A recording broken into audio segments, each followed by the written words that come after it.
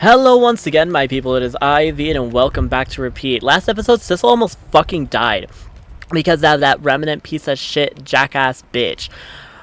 So that only leads me to thinking, is our wish just to, like, die? I don't know. At this point, I really don't know, but let's just get this episode started with. Oh, I'm not ready. Herschel never left Sissel's side. Immediately after arriving at the cafe, Herschel placed Sissel in bed and called a doctor to check up on him. Waiting for the doctor to arrive felt like an eternity. The three of us crowded into Sissel's attic bedroom and watched as the doctor examined Sissel's unconscious body. The examination was quick, efficient, and impersonal, the way all doctors were when strained for time. Herschel stood up and nearly knocked over his chair when the doctor approached us. "How's he looking, Doc? Is he gonna be alright?" The doctor nodded, and everyone in the room sighed in relief. "Everything seems to be in order, at least, and no lasting damage has been done. I expect him to wake up by tomorrow morning with no issues. Please call me if anything unusual occurs. Now, if you'll excuse me, I have another appointment to attend to." The doctor shook Herschel's hand before making his way out the door. Despite the doctor's comforting words, Herschel still looked in utter distraught. He knelt by Sissel's bed and buried his face in his hands in frustration. Bitch, me too. Like, if I just yelled at some bitch and then realized that they were almost dead, I would feel distraught too. "I gotta thank you too for looking out for Sissel and calling me when you did. I'm surprised you still trusted me after how I acted this morning." "Of course. I mean, yes, we did accidentally butt dial you, but like, I gotcha. You were a little out of line with that outburst, but it's obvious that you care about Sissel more than anyone here." Herschel lifted his head, his eyes dark. "He clearly didn't care enough. If I hadn't exploded in the kid's face, he wouldn't have went and tried to drown himself." Oh, come on, Herschel, this isn't your fault. Sissel didn't try and drown himself. He isn't the type to do something like... How do you know that? Herschel rose to his feet and stared quietly at Sissel's sleeping body, his chest rising and falling steadily. People are always more fragile than we like to believe. That is fucking true, but oh my god. I stiffened uncomfortably. "Did you see Sissel's face this morning? How utterly destroyed he looked? I knew what I said would have hurt him, but I went ahead and did it anyways." Herschel hung his head in shame. Sometimes caring is not enough. Ginny approached the large man carefully. "Say, Herschel, why did you get so angry with Sissel telling everyone about your national championship?" Herschel was quiet for several long moments. "I don't like to be reminded of it. It brings up some memories I'd rather forget." He shook his head. "But it wasn't worth hurting Sissel like this. I'm so sorry." "You shouldn't be apologizing to us. You should be apologizing to Sissel." There was a bitter edge to Ginny's words. "When Sissel wakes up, you can tell him. And tell him why. He deserves the whole truth from you." Herschel chuckles bitterly at her words and nods. "Suppose he does. Anyway, it's getting dark. You kids should hurry up and go home. I'll call you immediately as Sis wakes up." Ginny and I exchanged worried looks before nodding. "Right. Keep us informed. We'll see you tomorrow, and hopefully Sissel will wake up at the time like the doctor said he will." My god. You have a minimum of 24 hours to probably 5 or 6 days to witness, to like, basically keep the whole entire, like, oh god, like, he's fine, he's good. I've had a maximum of a minute to comprehend what's going on. You've had 24 hours to a week. As we left the cafe, a bone-chilling weight pressed over my shoulders ominously. I could hear the remnant's voice whisper with glee into my ear. What if he didn't want to wake up? What then? God, I hate this game. Like, I love this game, but I fucking hate this game. Fuck you, Shirokoi. Day 13, someone is waiting for me. It's already been, like, fucking 2 weeks. Sissel felt drowsy. There was a weight on his chest, like that heavy moment of exhaustion before waking up. A voice in the distance was calling him, but it was so damn tired. Sissel groaned and turned in his sleep, covering his head. Just 5 more minutes. Sissel, you're gonna be late. Not like there's anything left for me to do. You've got 10 seconds before I make you wake up. The voice of an older woman, warm, like gravelly, and very stern. Reminded him of Ginny somewhat. He heard the woman clap her hands impatiently. Well, your 10 seconds is up, bitch. Me too. It's fucking cold! Huh? Sissel shot out of it. What the fuck are we? I'm not ready, bitch. Sissel shot out of his bed as though he had been electrocuted. Ice water trickled down his soaked hair and his eyes darted around the room, heart racing at a mile a minute. No! Took you long enough. I've been calling you from downstairs for the last 20 minutes. As quickly as it started, Sissel felt his heart skid to a stop. Mom?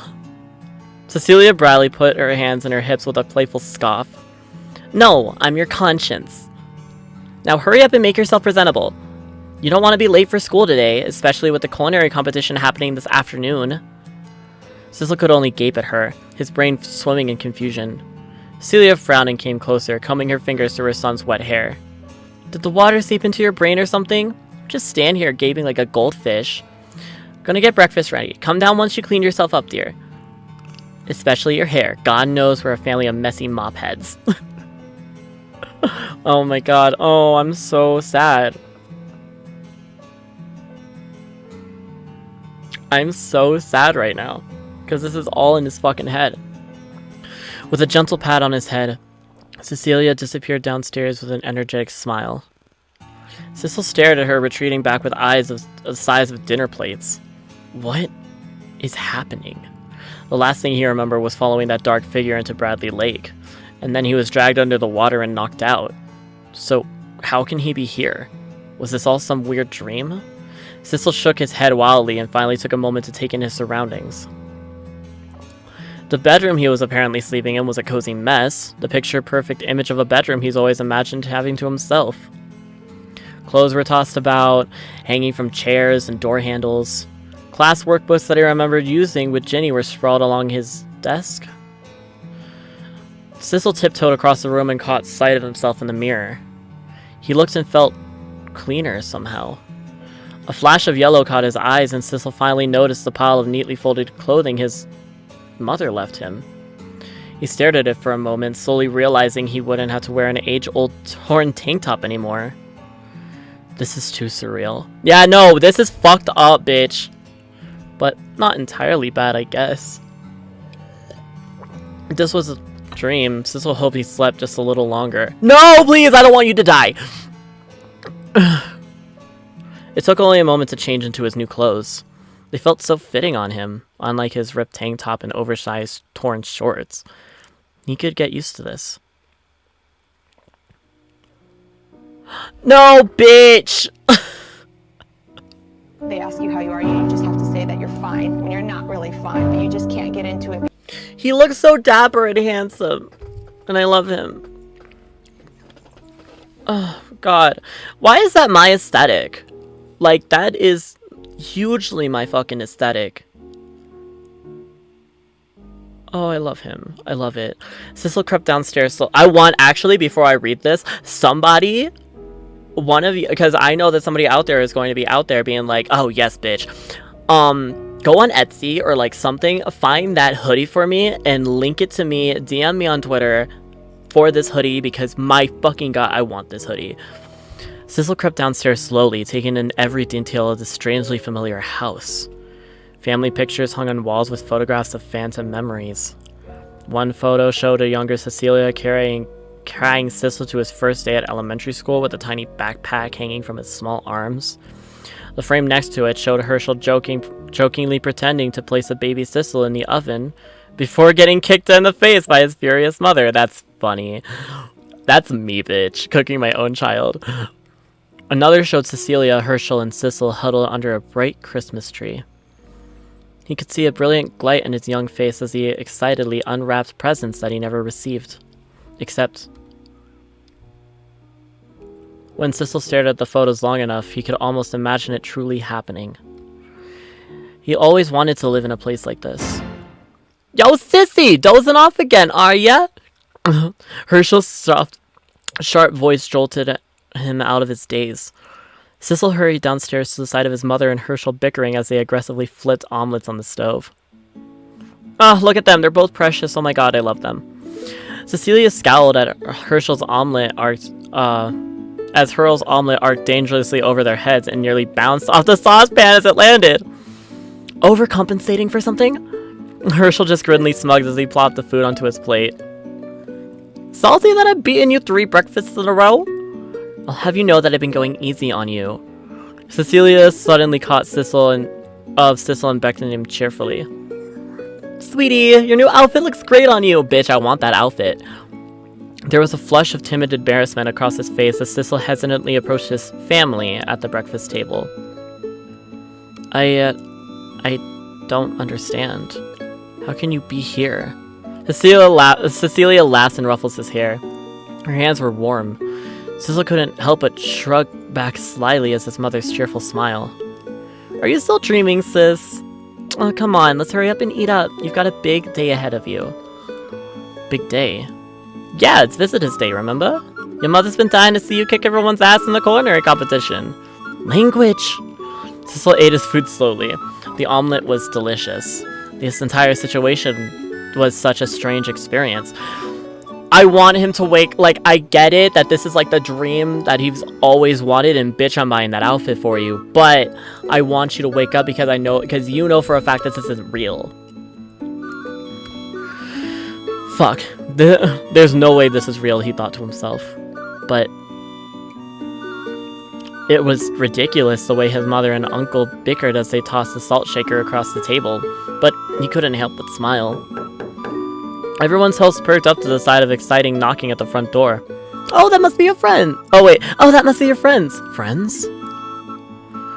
Oh, if it's gonna... Oh, Ginny! Oh my god! The door swung open to reveal Ginny's bright grin. Ginny, it's nice to see you again. Thanks, Mrs. Bradley. Yo, sis, what's taking you so long? Are you walking to school with us or not? Grant's gonna have an aneurysm if you're late to Visitors' Day of all things. Sissel stared at her, her mouth gaping like a stunned goldfish yet again. Teach? She was wearing a stringy summer shirt that exposed her shoulders. Ginny followed Sissel's gaze for a moment before her grin widened. She spread her arms and spun around excitedly. Oh, this? Oh, it's nice to finally wear something short-sleeved for once. The summer heat has been killing me. But your arms... Ginny blinked. What about them? Sissel paused for a moment before smiling softly. Nothing. Oh, I like your new outfit. It looks good on you. Oh my god. Sissel felt a sense of joy and relief wash over him. Teach was healthy and happy, just the way things should be. Sissel's ears perked at the sound of someone approaching them. Stop! Oh, am I interrupting something? Oh, fuck my life. He's not gonna wake up. Dude, fuck my life. He's not gonna wake up. If I'm here, he's not gonna wake up. Also, that's my fucking aesthetic, bitch. Veed, what are you doing here?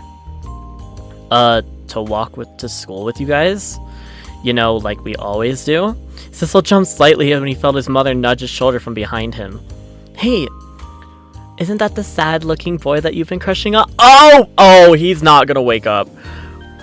Mom, kinda disappointed that you inherited my horrible taste in men, but whatever makes you happy, I get. Oh, you shady hoe! Oh my god. Oh god,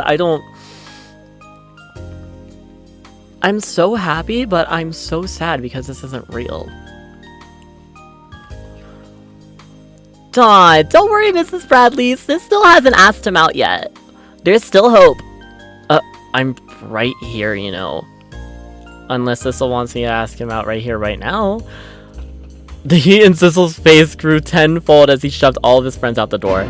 Alrighty, we're heading to school. Don't want to be late and all that. Both Ginny and Veed wore shit-eating grins on their face as they let Sissel manhandle them into the lawn. You guys are awful. And you are too easy to tease. Oh, come on, you assholes. Let's hurry up and get back to journey. Sissel paused and feeling a warm hand on his shoulder. Hey now, wait a moment, young man. You forgot your bag. Another wave of shyness took over Sissel for a moment as his mother ran towards them with a small backpack in her arms. Don't forget your backpack. And you're not going to leave without saying goodbye to your mom, are you? Oh, right. The two of them exchanged a quick and affectionate hug. Sissel was used to Herschel dragging him into goodbye hugs, but this felt different. It felt strangely right. He's not going to fucking wake up, and I'm not fucking here for it. Because then, on the real world, it's going to be like, Sis is dead, and I'm like, are you fucking kidding me? I'll see you later, kiddo. He found himself in a slight daze, even after Cecilia retreated back into the house. A quick peek in his backpack revealed a lunchbox with a sticky note with Cecilia's squiddly handwriting. She had packed his favorite sandwich and snacks. Sissel never had a favorite food before. He always just ate whatever he could find. But he decided, whatever she made, it'll probably become his favorite food anyhow. Hey sis, are you crying? Sissel wipes his eyes with his shoulder and stomps his way down the street. His heart felt light with content. Of course not. Come on, let's hurry up. I am not ready. Oh, and it's back to... Rain was pouring like buckets of the entire afternoon. Oh no, he's gonna get the call being like, Sis isn't waking up. The skies were dark with gray clouds and roared with the occasional crash of thunder. The moment school had ended, I ran out the doors and rushed towards Herschel's cafe, ignoring the rain soaking into my skin. The cafe was empty, which was unsurprising after Herschel's outburst from yesterday. Ginny met me in the entrance with a grim frown. She was looking worse. There was noticeable stress lines down her cheek that traveled to the bags under her eyes. Oh, I hope she hasn't been pushing herself too hard these days. With a nod, she motioned me to follow up the stairs. Oh, fuck my life, dude. I'm not. Herschel was sitting next to the bed with a stormy expression when we entered the room. He hasn't woken up yet? Herschel jolted from Sissel's bedside. He caught sight of us and shook his head. No. Not a peep from him since y'all brought him... Yeah. Nothing? He's been asleep for like a whole 24 hours. Herschel's eyes was sunken with exhaustion and worry. The doctor said he'd be awake by now. Maybe this whole near-drowning business is worse than he thought. Ginny crept to Sissel's side doubtfully. Have you tried pinching him? Well, no.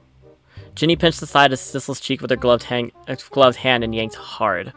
There was no reaction. Sissel's eyes remained... you can't have this music right now. This is not a fun moment. Sissel's eyes remained closed and unmoving. Mind being more gentle with him? How about slapping? Hey now! A resounding slap echoed through the room as Ginny dramatically smacked Sissel across the face. Ginny, I love you, but girl, you cannot have this fucking music in the background. He remained as responsive as a rock. Damn, that always worked in the movies. Listen here, I ain't no doctor, but blunt trauma probably ain't the correct treatment for comas. Have you tried dumping water on his head? Dumping water? Herschel groaned and rubbed his templates. No! Too much water is the reason he's in this mess to begin with. It's weird that he still hasn't woken up after so long, though.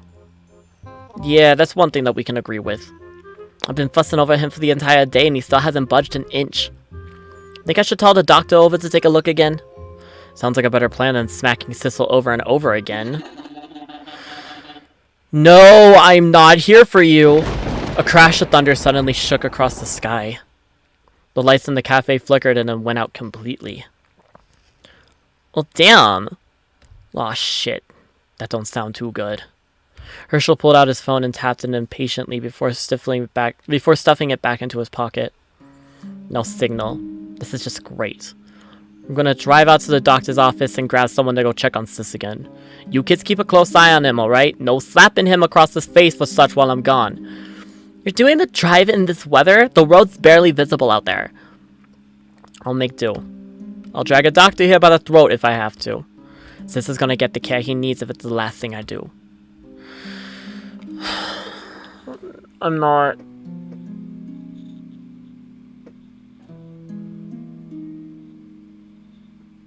Shirokoi, what the fuck? These last few episodes have been nothing but fuckery. And I hate you for it. Ginny and I watched silently as Herschel stomped out the cafe. The rain continued to pelt the attic window as the sound of Herschel's truck sputtered out the driveway. In the silence, I watched Sissel's chest rise and fall steadily with every breath. I hope he wakes up soon.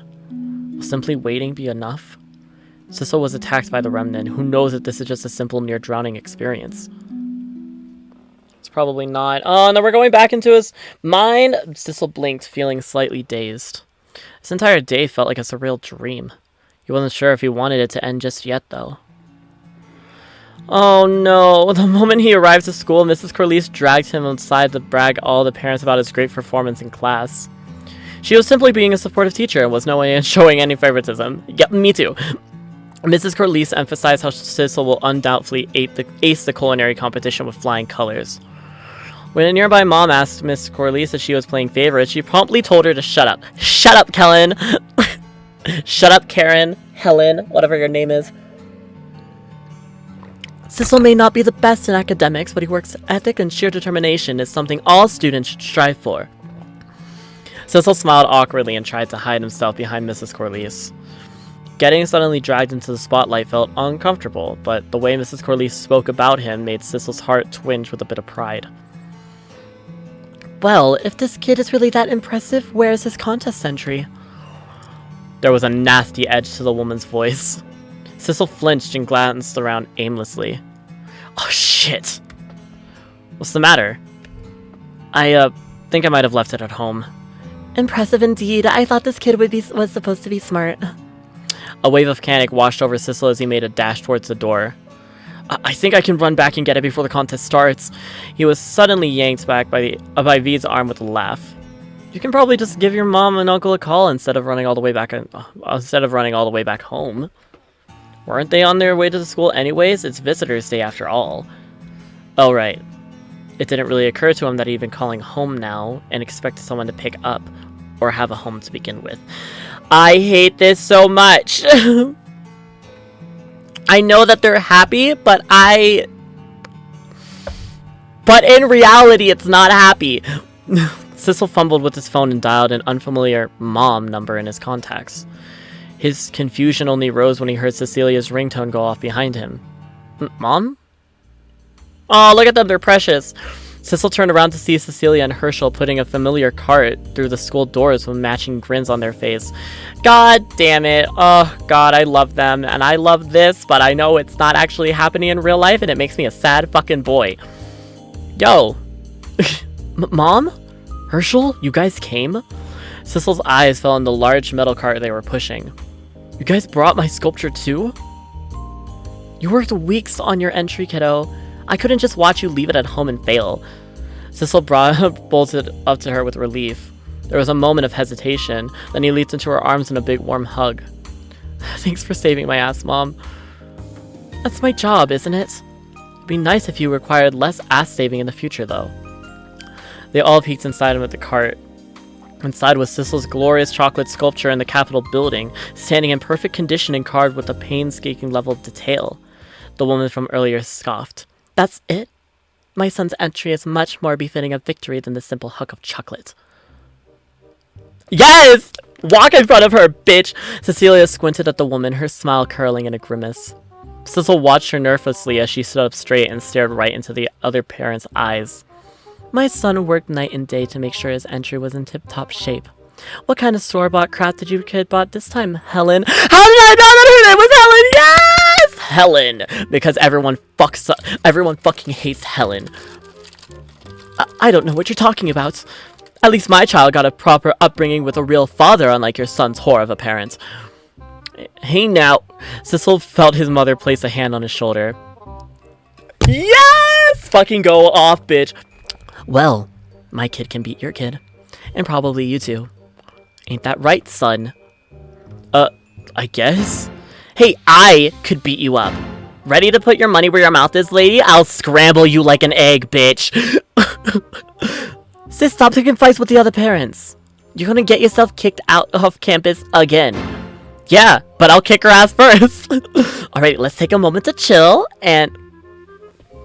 At this point, Mrs. Corliss jumped in and quickly escorted the other parents out of the hallway before an actual mom versus mom fistfight broke out. Yes, bitch, fucking go beat up Helen.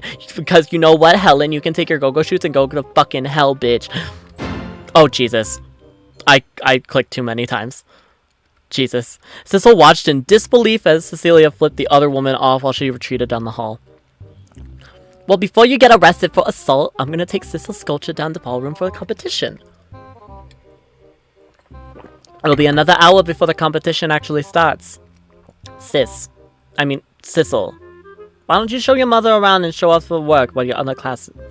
And show off the work from your other classes until then. Hey, it's fine. I can carry the sculpture myself. Herschel laughs and pokes him on the nose. Nah, I got this handled, kiddo. Why don't you go take it easy for a while? Sissel yet again was struck by how strange it feels to be taken care like this.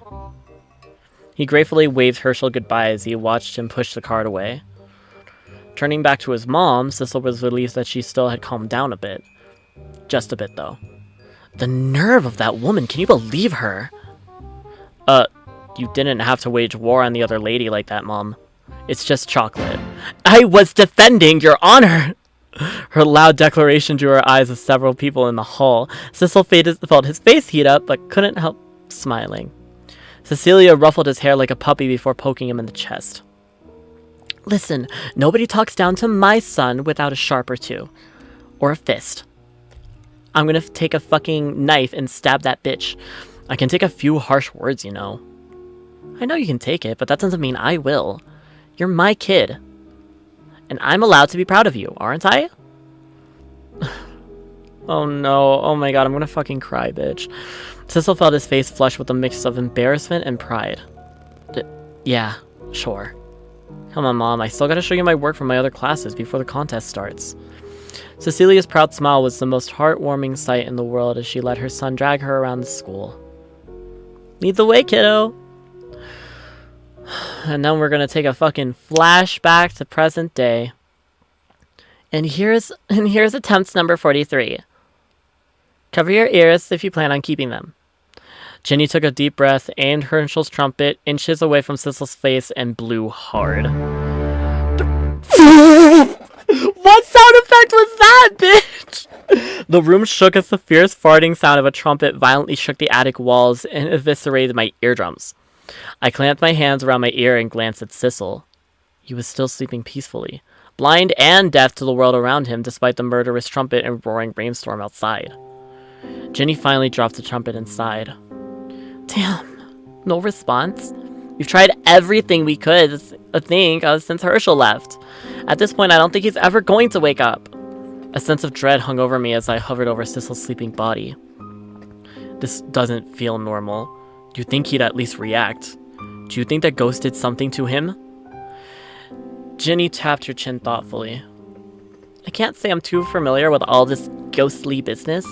Maybe we should perform an exorcism. Hallie, that's her name!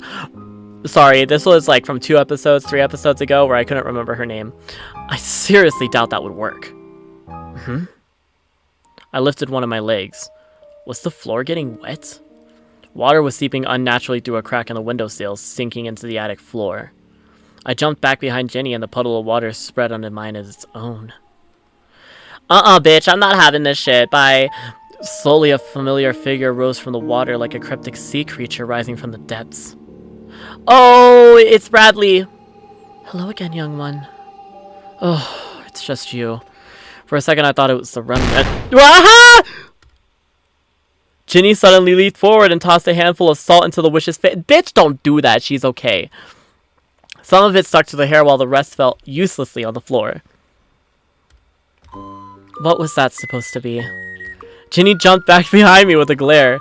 An exorcism, obviously! With Walmart table salt. Whoa, calm down. This is a friendly ghost. She just rose out the water like a knockoff monster. Oh my god, she's right there in the fucking corner. Oh my god, I love her. She just rose out of the water like a knockoff monster from The Ring. You can't honestly expect me to be chill with this. It's fine, it's fine. The lady saved me from Sissel and Sissel from the faceless ghost a few times. We can trust her. Indeed, I intend to help. I turned towards the black lady of Bradley, and she casually dabbled the soft off her face like a cat. So, you're here to make sure that Sissel's all right? How do we help him? The wish turned his head towards Sissel lying peacefully in this sleep. He will not wake up. The remnant has pulled him into a deep sleep, trapped in the dream of Sissel's own making. He will not wake up unless he himself wants to. Ginny eyed Bradley suspiciously and approached her at Sissel's bedside. It must be one hell of a dream. Correct. It is a perfect dream. A perfect world where all of his pain and insecurities are at ease, where all of his wishes are true. He's living in a world where his family is alive and well, raised him throughout a loving childhood he never had in the waking world. Bitch, we need to get Sora up in this shit. He needs to go into the dream realm and unlock his heart, bitch. I thought I unplugged it. All the opportunities he had missed and longed for are his for the taking, and all of his regrets are wiped from existence. The purest happiness. Ginny and I exchanged confused glances as we tried to receive the wish's words. So, to wake Sissel up, he has to want to wake up? What can we do to help? Bradley lifted her thin, skeletal hand and gently placed it on Sissel's forehead. I will need your help. The remnant has grown stronger. I cannot forcibly break through Sissel's dream. However, I can project a strong memory of one of you into Sissel's dream. Bitch me! Bradley paused. A strong memory. A memory that reminds him of what matters in the waking world, and will convince him to voluntarily wake up from his perfect dream. Bradley turned towards us, an expectant glimmer in her eye. Do either of you have the strong memory Sissel needs? The room was quiet for several minutes as I racked my brain for something useful. Chewing on my lip, I thought back of all my times with Sissel. Do I have anything significant enough to wake him up? I have a lot of happy memories with Sissel in them, like our camping trip, or the time that we stayed at the cafe together. Hell, maybe even our kayaking field trip. None of those memories will work. Sissel is already as happy as he could be from his dream. The wish's voice was blunt at this point. I flinched, my composure wavering as I thought hard again. I have plenty of other memories with him too, like the times we talked about his ambition to be successful and making Herschel happy, or his longing to have a family. That's just simple talk. Too weak. Riley examined me carefully. I could feel the gaze of her sharp eyes even from underneath her curtain of black hair. You are unlikely to have anything of substance to provide? You've only known Sissel for a little over 2 weeks. What are you to him? An infatuation? A crush? Not enough to wake him from an ordeal like this. You are irrelevant here. Fuck, dude! That's not what I wanted to hear, but my heart plummeted as I felt sick to my stomach. Her words were harsh, but the truth of them hurt more than anything else. I could only nod, stone-faced, and took a seat in the back of the room. Ginny glanced at me with a worried expression, but I couldn't meet her eyes. With a sigh, she stepped up towards the wish and offered her hand. I think I might have something. Riley took her hand, her thin, bony fingers slowly wrapping around Ginny's small hand. The room was quiet as Bradley brushed her fingers across Ginny's palm. Oh, damn, bitch! Yes, this will do. Now close your eyes and focus on the things you felt in this moment. It will be the key to tethering Sissel back into the waking world. I want to keep recording, but bitch, I'm already over half an hour. Ginny gulped and gave a determined nod. Bradley placed her other hand on Sissel's forehead. Let us begin. Oh, bitch, I'm not having her. I'm not having her. Okay, with this, yeah, with this, I'm going to stop the episode right there. Thank you all so much for watching. My name is Veed. I hope they had a wonderful time watching this. I hope they had a wonderful time watching us, dwell into fucking Sissel's dreamland, be happy as can be, and, fuck. Honestly, like, this fucking sucks. Make sure to hit the like, comment, subscribe buttons down below. You know, help a fellow YouTuber out. Make sure to hit the notification bell so in that way you don't miss up on any of my uploads. And I will see you in the next episode. Goodbye!